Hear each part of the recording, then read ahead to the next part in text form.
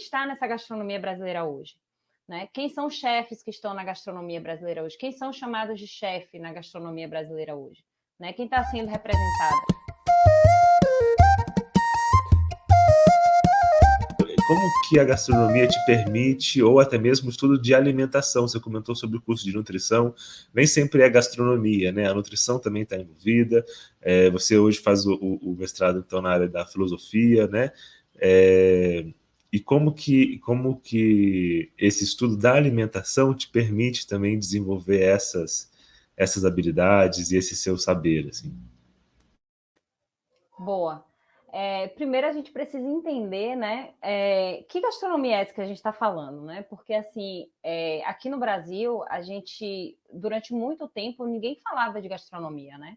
Era culinária brasileira, né? Cozinha brasileira. Essa palavra gastronomia brasileira era impensável há um tempo atrás, né? Agora que a gente está começando a entender, né, que o que a gente faz nas nossas cozinhas também se trata de uma gastronomia, não só na França, né? Então a gente está começando a se apropriar dessa palavra aí, gastronomia, e quando a gente começa a se apropriar da palavra, a gente começa a entender toda a discursividade que ela traz em torno dela, né? Então, assim, a gente precisa entender que a gastronomia no Brasil, ela nasce na cozinha da senzala, né? Primeiro ela nasce com as cunhãs indígenas, né? Com as cozinheiras indígenas que vão aprendendo, depois ela vai com as mucamas que ficavam dentro das casas, depois ela vaza para o ambiente da rua com as mulheres de ganho, né? Com as negras de ganho, principalmente aqui na Bahia. Então a gente precisa entender que quando a gente fala também sobre essa coisa da gastronomia, a gente precisa entender o entrelugar do racismo dentro da nossa sociedade, né? Porque, assim, quem está nessa gastronomia brasileira hoje? Né? Quem são os chefes que estão na gastronomia brasileira hoje? Quem são chamados de chefe na gastronomia brasileira hoje? Né? Quem está sendo representada? Eu escrevi um texto na coluna, que eu nem lembro mais o título, mas que eu falava sobre isso, né? Essa diferença de tratamento. Né? Porque Dadá, por exemplo, né, que foi uma chefe emblemática aqui é uma chefe, né, ainda tá aí firme e forte. Dadá foi uma pessoa que foi as primeiras as chefes mais famosas aqui que a gente teve na Bahia. E até hoje nunca foi chamada de chefe Dadá, sempre chamada de Dadá, né? Agora, se a gente tem pessoas brancas, né, por exemplo, enfim, que estão dentro dos restaurantes, é chamado de chefe, né? Ninguém chama pelo nome próprio. Então, a gente precisa entender também que quando a gente fala de gastronomia, que a gente fala de chefe, a gente também está falando aí de uma interseccionalidade, né? Entre gênero, classe e raça, que anda de mãos dadas. Então, aqui em Salvador, quando você entra na cozinha profissional para trabalhar, você vai ver quem são as mulheres que estão cozinhando dentro da cozinha, né? Dos chefes e das chefes brancos e brancas. São as mulheres negras que moram em periferia, que eram empregadas domésticas, que trabalhavam como cozinheira nas casas de família e conseguem uma ascensão social a partir do momento que viram cozinheiros de restaurante, ganhando até menos do que ganhavam, com trabalho maior do que faziam dentro das próprias casas, mas assim, tem um reconhecimento maior assim da profissão, né? Então são coisas assim que a gente vai olhando, né? Quando a gente tem um olhar treinado assim das humanidades, que a gente consegue ter uma leitura de mundo aí um pouco diferente do senso comum, a gente consegue deslocar essas coisas, né? Então, a gastronomia no Brasil como um todo, a gente precisa entendê-la partindo desse lugar, né? Como essa gastronomia era e como ela está se formando.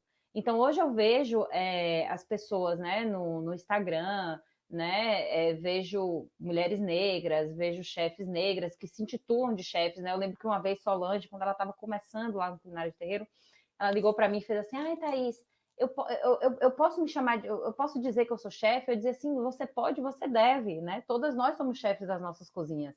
Então, assim, então, quando a gente se apropria desse lugar da gastronomia, que a gente entende que o que a gente tem no Brasil não é apenas uma culinária, mas uma gastronomia, e quando eu digo gastronomia, eu digo a gastronomia na perspectiva científica mesmo, né? Aí agora eu vou puxar o gancho para a conversa, para a pergunta que você fez, é essa coisa do meu mestrado, né? Eu queria fazer o meu mestrado com as moquecas jaratu, da região de Barra do Itariri, né? Que é onde meus avós têm casa de veraneio, enfim, há 31 anos eu vou para lá. e eu tenho contato com isso diariamente, com essa moqueca, e estava ali o tempo todo na minha frente, só que eu só consegui ter uma visão diferente daquela moqueca quando eu comecei a trabalhar com gastronomia. Sabe aquela coisa do etnógrafo, né? Opa, o que é que tem por trás disso, né? E aí eu fui entender, né? Fui para as referências, né? Hoje em dia o pessoal fala muito mal de Câmara Cascudo. Eu digo, gente, leiam Câmara Cascudo, leiam Casa Grande Senzala. Assim, obviamente, todo leitor, ele também, ele é sujeito do que está lendo. Então, assim, a gente precisa aprender a separar o joio do trigo. E, assim, é o que eu brinco com os meus colegas, né? Eu digo, gente, o que me impressiona não é Câmara Cascudo, não é Gilberto Freire, terem sido homens dos seus tempos. O que me impressiona é passar quase 100 anos e o Brasil está a mesma coisa do que está sendo colocado lá, né? Então, aí, em Casa Grande Senzala, fui atrás de Levi-Strauss também, de alguns textos do estruturalismo da antropologia, e aí eu pude perceber que, na verdade, a moqueca, como a gente conhece aqui na Bahia, ela vem da moqueca, que é do moquém, né? Ela vem do indígena. Está lá em Casa Grande Senzala, inclusive, falando sobre isso, né? É minha fonte histórica da dissertação. E aí eu comecei pô, mas peraí, Aratu, né? Mas a pessoa tem que ter um conhecimento biológico para ir pescar o aratu no mangue, né? A pessoa tem que entender o movimento de maré, a pessoa tem que entender o comportamento do animal, a pessoa tem que entender que época o animal dá, que época o animal não dá. A pessoa precisa entender toda a biologia do bicho, né? Para poder você pegar o bicho, processar o bicho e vender o bicho, né? Então, assim, ter toda uma cosmologia em volta daquilo ali, né? Eu estou falando da minha dissertação agora de caipora, coisa que eu nem imaginava que eu fosse falar. Então, assim, tudo isso, né? A comida também, ela é biologia, ela é química, ela é física, ela nutre, ela é um campo histórico. A gente precisa entender também as receitas como fonte historiográfica, né? Poucas pessoas usam as receitas como fonte historiográfica.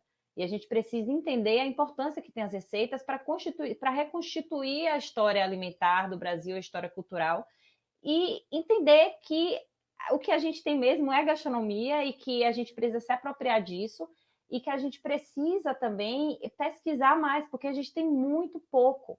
Tem poucas pessoas que estão olhando, né, a comida de perto e de dentro, né, falando um pouco mais da linguagem antropológica.